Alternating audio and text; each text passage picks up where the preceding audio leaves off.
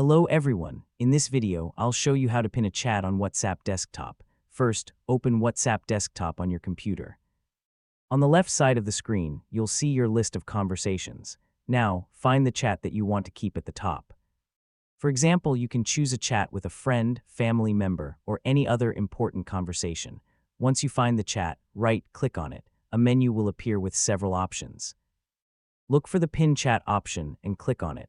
The chat will now be pinned to the top of your chat list. This makes it much easier to find the conversation whenever you want to send or read messages. You don't have to scroll through your entire chat list to find a pinned conversation. If you have several chats, pinning your most important ones can help keep your WhatsApp organized. Now let's see how to unpin a chat. Right-click on the pinned chat at the top of your chat list. From the menu, select Unpin Chat. The chat will no longer stay at the top and will return to its normal position in your chat list. Pinning a chat does not delete any messages or change the conversation.